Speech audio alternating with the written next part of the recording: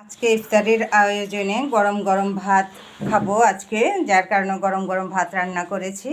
তারপরে এখানে বিভিন্ন রকমের সালাদ কুচি কুচি করে কেটে রেখেছি। এখন সরিষার তেল দিয়ে সবগুলো সালাদ মিলে বানাবো। এরপরে সবজি রান্না করেছি।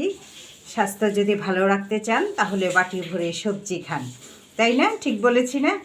এরপরে হচ্ছে সুরমা মাছ রান্না করেছি টমেটো দিয়ে। এরপরে হচ্ছে চাকচাক করে মিষ্টি কুমড়া ভাজি করেছি, এটাও একটা মিষ্টি কুমড়া ভাজি। আর এটা হচ্ছে লাউ শাক দিয়ে মুসুরির ডাল ভুনা ভুনা করেছি। এই হচ্ছে আমার আজকের ইফতার। যেহেতু ভাজা পোড়া অতিরিক্ত 2-3 দিন অনেক দিন মানে খাওয়া হয়ে গেছে, ভাজা পোড়া অতিরিক্ত, যার কারণে আজকে ভাতের আইটেমটা করলাম। আর মাছটা যদিও খেতে ইচ্ছে করে না রোজার মাসে, তারপরেও ছেলে মেয়ে আছে এই জন্য রান্না করলাম। তো এই হচ্ছে আমার আজকের ইফতার। এটা হচ্ছে ট্যাং, তারপরে রুহ আফজা এবং চিয়া সিড দিয়ে বানানো শরবত, পুরো একটা জগ বানিয়েছি। এখন গ্লাসে বেড়ে বেড়ে ইফতারের সময় সবাই খাবো। এরপরে হচ্ছে খেজুর।